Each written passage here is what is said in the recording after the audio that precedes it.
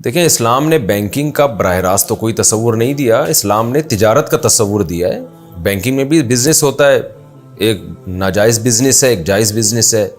تو اسلام نے جائز بزنس بتایا کہ کن طریقوں سے ہو سکتا ہے۔ تو عام جو بینکنگ ہے، سودی بینکنگ ہے، اس میں لون دیا جاتا ہے، اس پہ آپ سے سود لیا جاتا ہے۔ یہ خالص حرام ہے، اس پر پوری امت کا اجماع ہے، قرآن میں اس پہ بڑی شدید وعیدیں ہیں، کیونکہ پوری دنیا میں بینکنگ سود ہی کی بیس پر ہے۔ تو اس لیے پاکستان میں اس پر آواز اٹھائی گئی بہت زیادہ، ویسے تو دنیا بھر میں آواز اٹھائی گئی، لیکن یہاں جو بر صغیر کے علماء ہیں، انہوں نے بینکنگ کا متبادل پیش کیا، اور اس میں یہاں کے علماء کی بہت بڑی خدمات ہیں، جن میں بنوری ٹاؤن کے علامہ یوسف بنوری رحمۃ اللہ علیہ، اور حضرت مفتی محمد شفیع رحمہ اللہ تعالی جو مفتی اعظم پاکستان تھے، اور مفتی رشید احمد صاحب رحمہ اللہ تعالی جو ہمارے شیخ و مرشد تھے، جامعۃ الرشید کے بانی تھے۔ ان کے علاوہ حضرت مفتی تقی عثمانی صاحب اور مفتی رفیع عثمانی صاحب، ان جیسے بڑے بڑے علاموں نے ایک نظام وضع کیا متبادل۔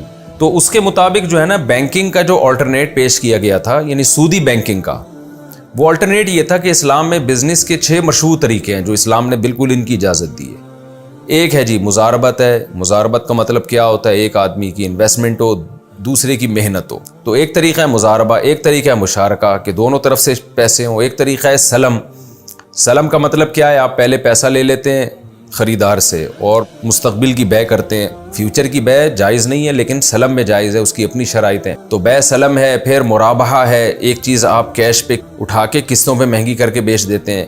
تو یہ چوتھا عقود ہے۔ ایک ہے اجارہ، رینٹ پر دیتے ہیں آپ کوئی چیزیں، اور ایک ہے استثناء۔ استثناء کا مطلب ہوتا ہے آرڈر پہ کوئی چیز بنوانا، تو کوئی پروجیکٹ آپ بنا کے لوگوں کو دیتے ہیں۔ تو یہ 6 عقود ہیں جن پہ اسلامک بینکنگ گردش کر رہی ہے۔ تو علماء نے یہ 6 عقود بینکوں کو بنا کے دیے تھے کہ بھئی آپ اس پہ تجارت کریں۔ تو ہم نے پھر 1 سال بینکوں کا سروے کیا، جو میزان بینک ہو گیا، بینک اسلامی ہو گیا، اس کے علاوہ جو بھی اسلامی اصولوں پہ جن کا یہ دعویٰ ہے کہ ہم بینکنگ کر رہے ہیں۔ تو ہم نے پھر کیا کیا کہ حضرت مفتی تقی عثمانی صاحب نے جب اس کے جائز ہونے کا فتویٰ دیا، دارالعلوم کرنگی کے بڑے حضرات نے، وہ جو اصول اور ضابطے علماء نے تیار کیے تھے، وہ تو تحقیق کے بعد تیار کیے تھے۔ اصل میں دیکھنا یہ تھا امپلیمنٹ بھی ہے یا نہیں ہے۔ ایسا تو نہیں ہے کہ یہ بینک ٹوپیاں کرا رہے ہیں اور صرف کاغذ کی حد تک تو عقود ہو رہے ہیں، حقیقت میں نہیں ہو رہے، تو کان ادھر سے پکڑو ادھر سے پکڑو، یہ والا معاملہ تو نہیں ہو رہا کہیں۔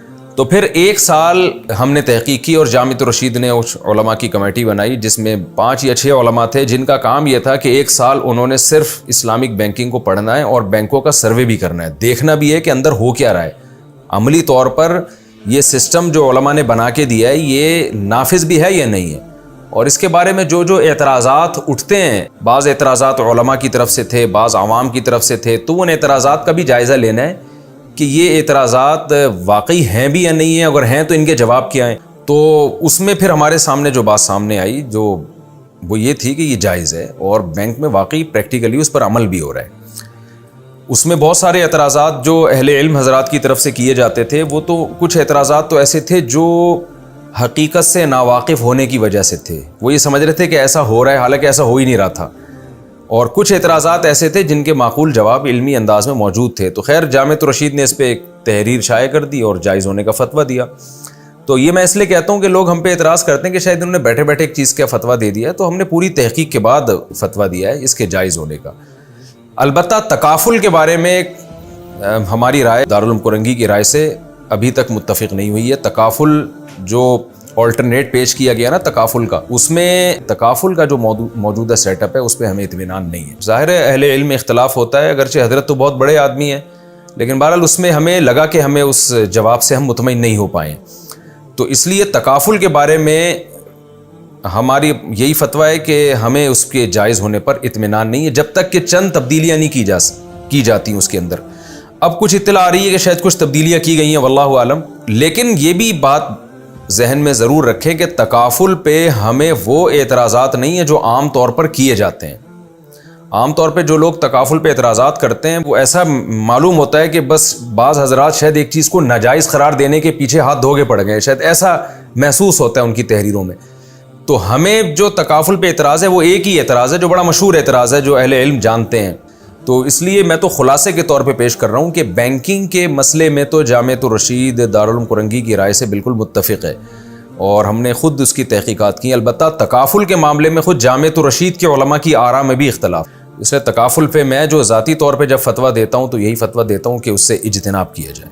تو میں خود بھی نہیں کراتا تکافل، لیکن اختلافی مسئلہ ہے. اور حضرت مفتی تقی عثمانی صاحب کی شخصیت کوئی معمولی نہیں ہے. مسائل میں جو خرید و فروخت کے مسائل میں پوری دنیا ان کو امام مانتی ہے. تو ایسے مسئلوں میں یہی ہوتا ہے کہ مفتی کا کام ہوتا ہے اپنی رائے دے دے، باقی کوئی کسی اور کی رائے پر عمل کرتا ہے تو وہ جانے. تو اگر کوئی ہماری رائے پر عمل کرنا چاہتا ہے تو ہمیں تکافل کے جائز ہونے پر فی الحال اطمینان نہیں ہے. اور اس میں بہت بحثوں کے بعد ہم اس نتیجے پر پہنچے ہیں کہ اس میں کچھ تحفظات ہیں ہمیں.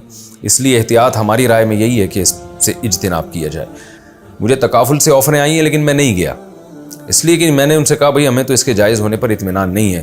لیکن اگر عامی آدمی میں کوئی تکافل کرا رہا ہے حضرت مفتی تقی عثمانی صاحب کا فتویٰ لے کے، تو ہم اس کے سر پہ نہیں سوار ہو جاتے، اس لیے کہ وہ ایک ریلائبل مفتی کے فتوے پر عمل کر رہا ہے. قیامت کے دن اس کے لیے اتنا کافی ہے.